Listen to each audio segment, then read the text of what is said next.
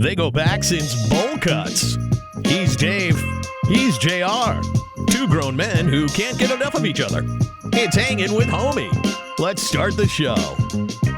I got into watching the Mummy films. I had never seen them. Oh man, that is a fun run back. If it's on, I'm watching it. Yeah, I just finished part 2, and I'm about to move on to the Scorpion King, and then there's a fourth one somewhere in the mix here. The CGI of Scorpion King, bro. Get ready. Yeah, I just saw that before we began. It was, Get ready, dude. It was very 2000s, but that's the weird thing about that kind of stuff, because I think it all matters on who's working on it and what the budget is, and maybe who the movie house is, because there's like CGI from long before then. That's just still mind blowing. Well, yeah, I mean Jurassic Park came out in 93, which means they were doing that in 1990, 91, 92. Terminator 2 as well. Dude, Terminator 2. How did he get the liquid metal? It's pretty good. Still, like, really good, still, right? I still say, bro. Still, so here we go. Well, this is an interesting one, because we've come to the end of the road. Yeah, as we know it. The final dance, if you will, to put it into Dave's all-time favorite docuseries. This is our last dance. Last dance, sorry, not the final dance. But yeah, we've decided, after talking off the air for quite a bit, that we've kind of told all the stories that we came here to tell, and then some, and we've dealt with all the problems we came here to deal with, and then some, and things are kind of getting out of hand over here with my work and the things that I have happening. Out of hand's a good way to put it. It's just expanding, like work, life. I have two more hires. Yeah.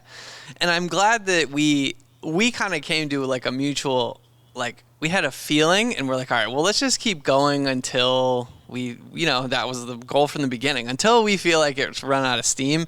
And that last episode, which I didn't release and none of you will hear, we couldn't get on. It's destroyed. Couldn't get on the same page. And then we delved into topics that it wasn't like that it was personal, but it was kind of getting too much like, what are we leaving out? What are we including? Yep. Why are we even doing that? Yeah. The way that it kind of hit me, it was like I was having a conversation with myself, and you were having one with yourself as well. There were things that you were trying to talk about, and I thought, well, no, I think we should talk about this. So you were steering. It was bizarre, dude. It was like I was on the brake and you were on the gas, and I was on the stick and you were on the handle. Yeah, it just doesn't work that way. Yeah, you can't have two captains of a boat. You're like, we're going this way, and I'm like, no, let's go back this way. And you eventually just go in a circle and you go nowhere. It's what we always didn't want to become. Is like a podcast talking about a podcast, although we didn't get that meta. And so, I'm actually really happy with our discernment, like that we were able to make those decisions. And, this goes to communicating with your friends, with relationships, with whatever. Like, if you have something to say it, and don't be afraid to be like, it's not working. Like, the schedules, there's a lot of different things. The biggest thing for me is I have to spend more time on my business, and I couldn't justify doing something that wasn't affecting my bottom line in a positive way. That's the brass tacks of it.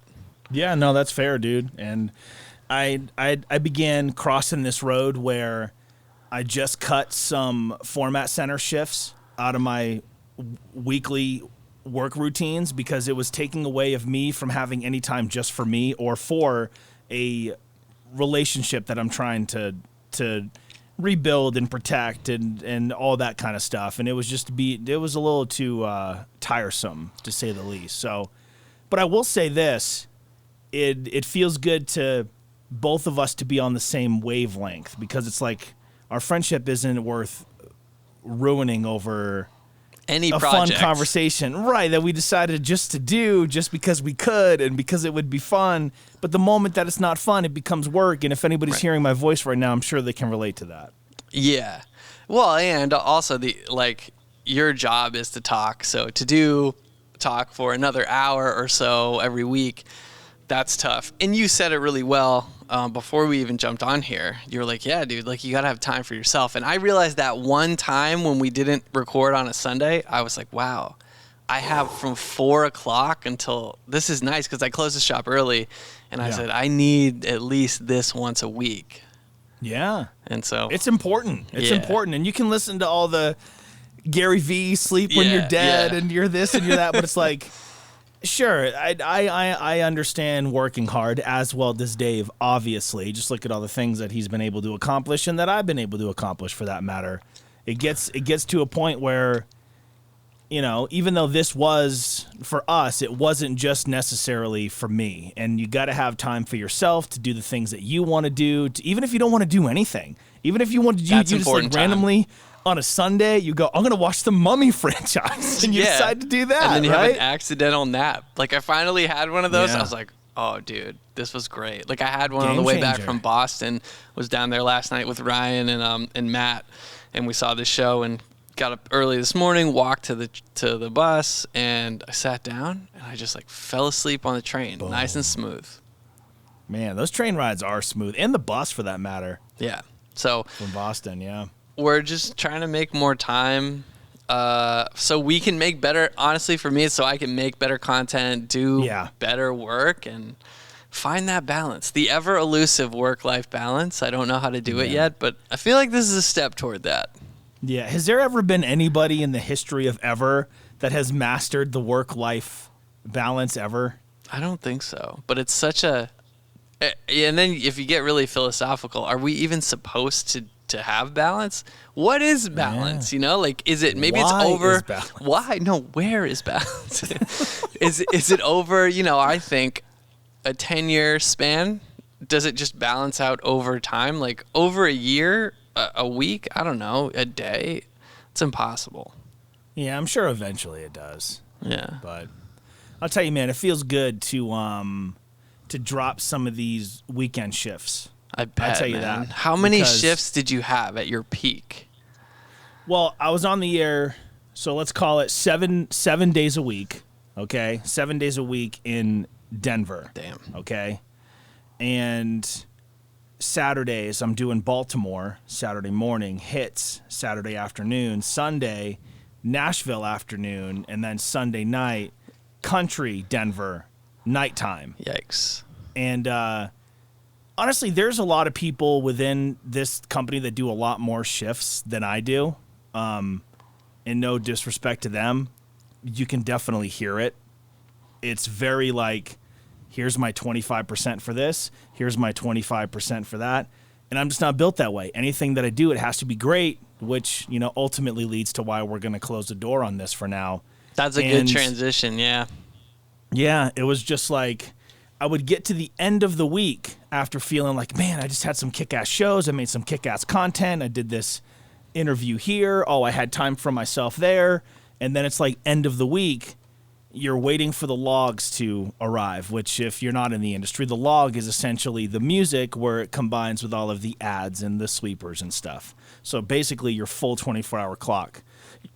Excuse me, you're waiting for all of those to come in so you can track your shift. Now, even if the log comes in, you have to wait for your liners to come in so you know what to actually talk about and what's happening on the station. Not only what's happening on the station, but you have to specifically find by yourself what's happening in those towns. Man. And you want to sound as local as possible. And I got a compliment years and years ago.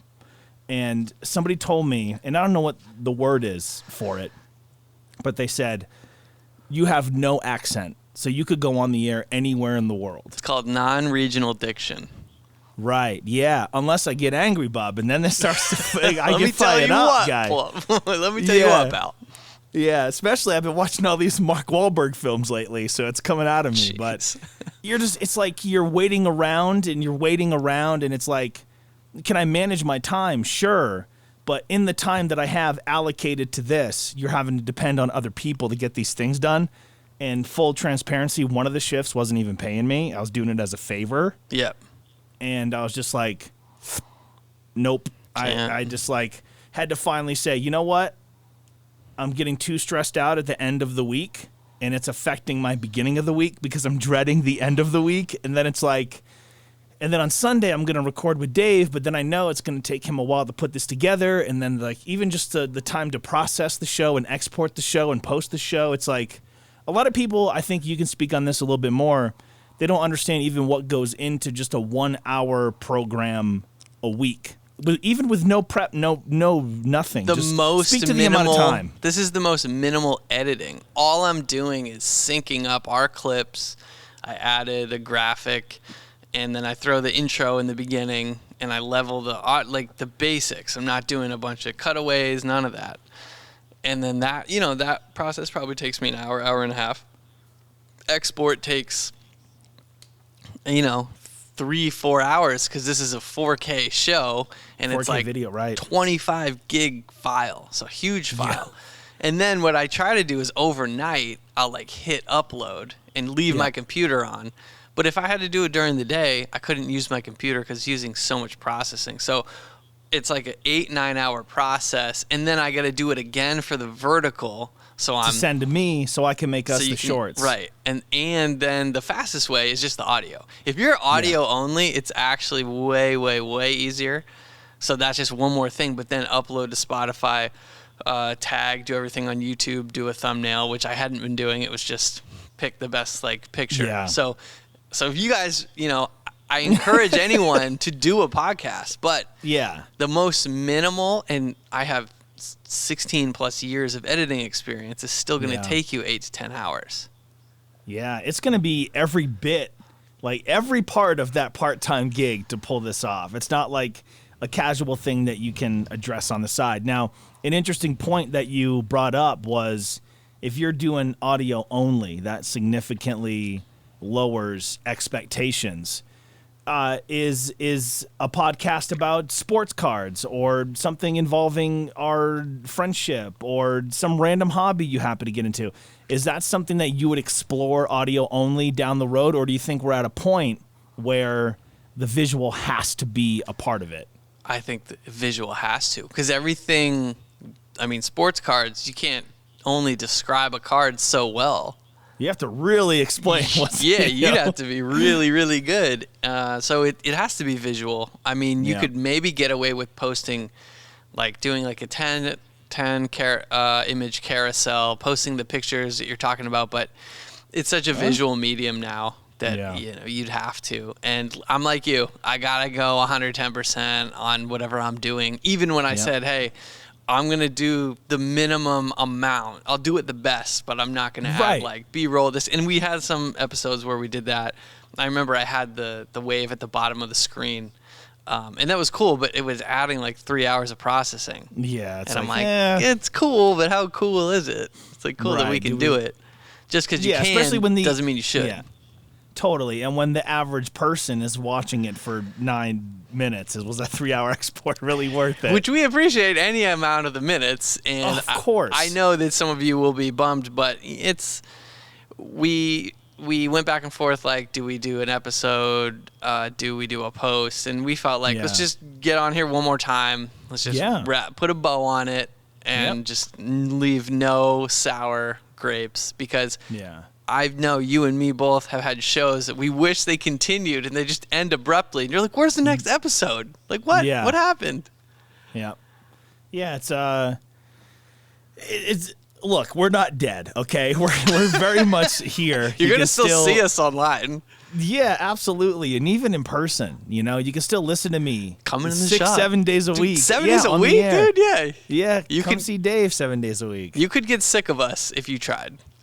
No, trust me, quickly. And a lot of people have, it's kind of, it's kind of a bummer, but I feel good about it. I feel relieved about it. And I know that we'll continue to make stuff in some capacity because that's what we've done for the better part of 20 years. I don't know what that's going to be yet. Yeah. I think it's going to improve not only just the fig hunt videos, but that kind of content. And for me, now I get this new creative sandbox of Well, if I got Sunday to think about things, like I think my in-store vlogs, that kind of content's going to get better. So the audience that likes the hobby, the people that come in the shop, that content I think is where I'm going to put my extra energy and resources to. You know, forgive me if this is a bad analogy, but I'm not a very great cook, okay? You get by. If I'm using more than 2 burners, something is going to go wrong, right? Never mind all 4, okay? More than 2.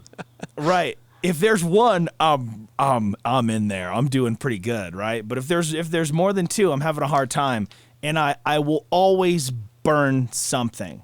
Something will always get burnt out, and I think that's what the podcast has become for us both, and it's because we're looking to do other things. I'm looking to lean more into the toys, which I really took a break from for a while to see if it wasn't just a fad for me. Fair. And it took me time to like realize that. Was I doing this just to distract myself because of the nostalgia of it, or should I continue this because I actually enjoy it?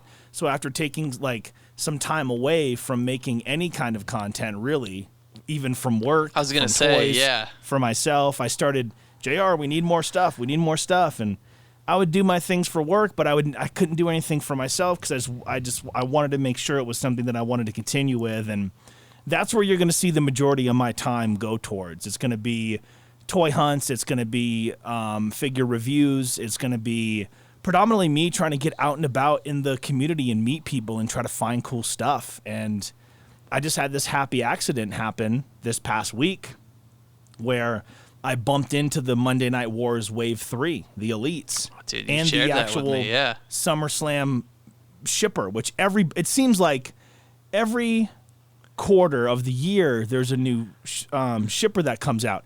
And these collectors turn into Christopher Columbus, and they're out there trying to find this thing, and there's so much clout within this community if you find it before other people. It's the most bizarre thing I've ever been a part of.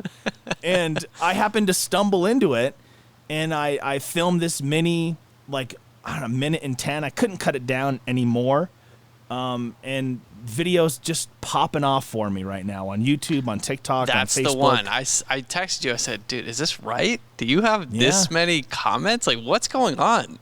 It's bizarre. Yeah, I didn't expect that at all.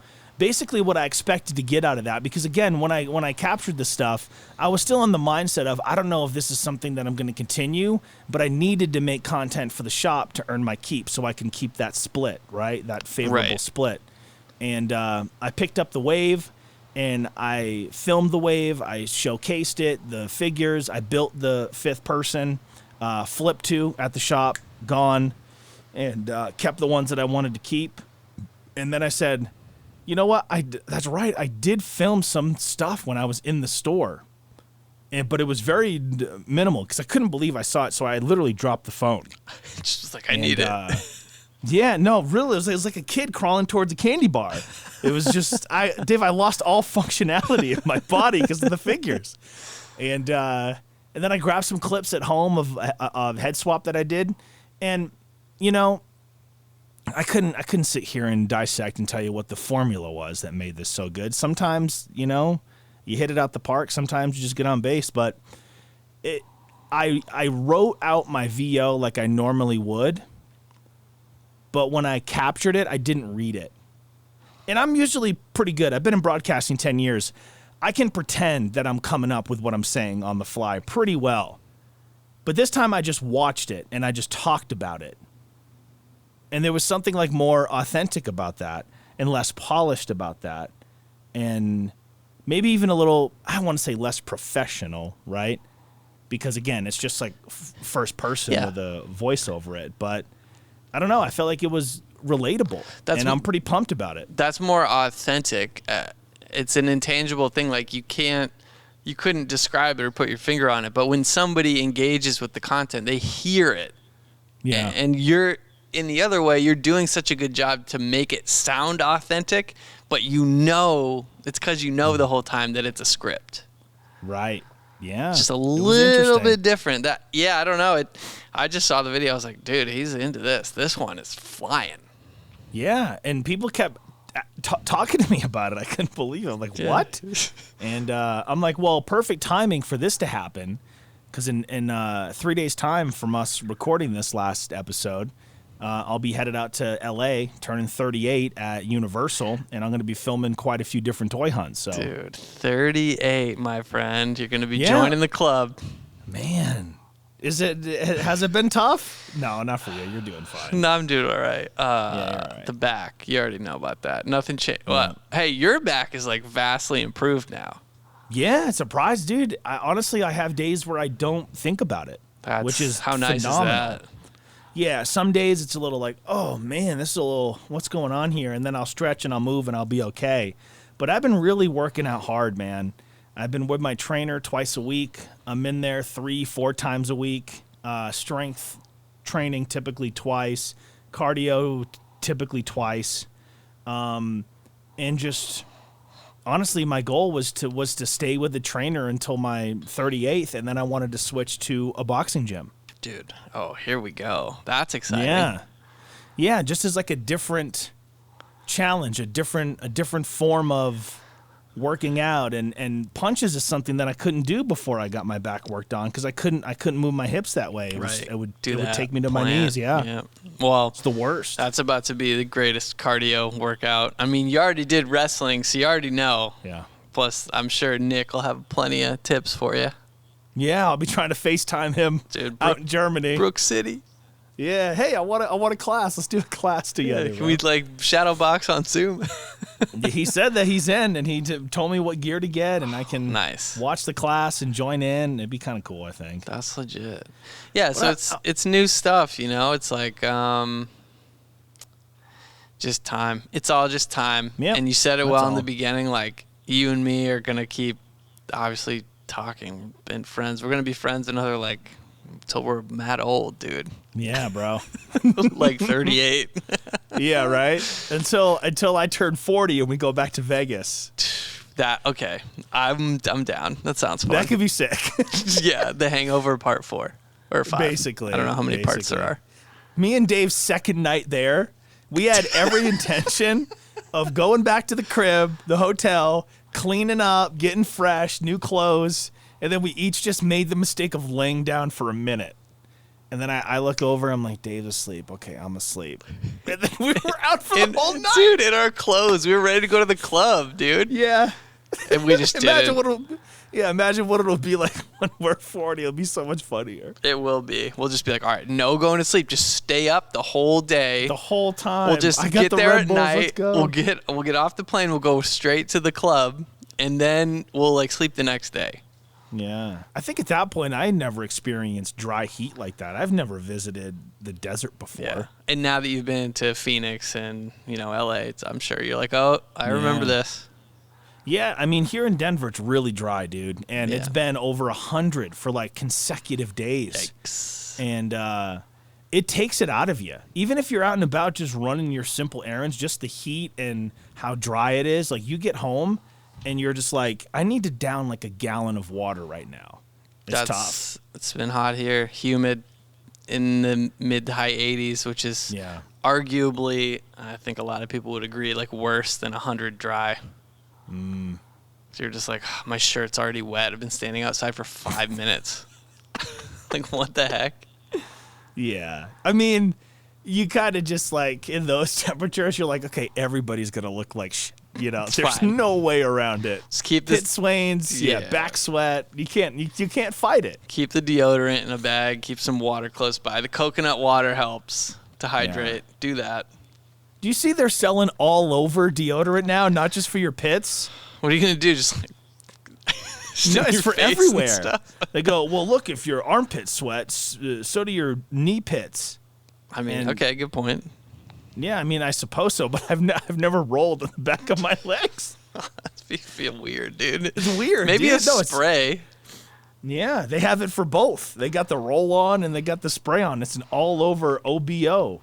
I don't know, something like that. The only OBO I know is or best offer.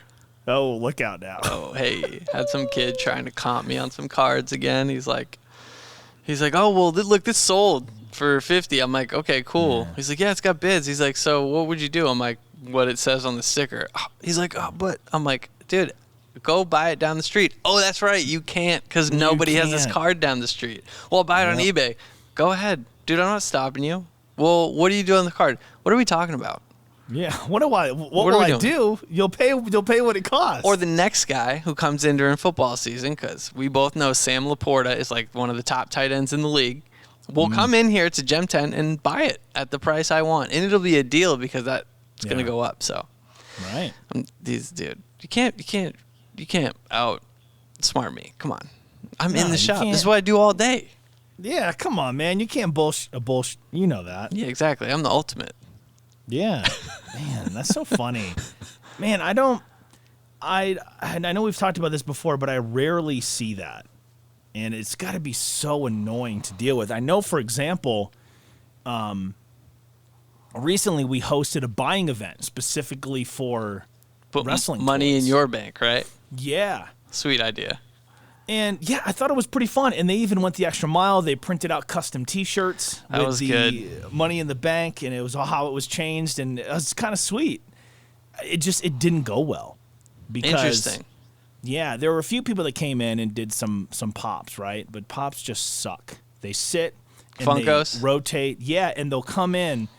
It's like they're a good moneymaker, but just from what I've seen on the outside, the problem with the pops is people will come in and buy them and sit on them for 6 months and display them, and they'll enjoy them, and then a new wave comes out of something else that they want. So they trade those ones in that they bought, and then they buy the new ones, and then 6 months down the road they do it again, and they do it again, and then it's just they're not scarce enough. And then you think about a company, they're gonna want to print a bunch because they want to sell them to wholesalers, but you just have to limit the production, make something else.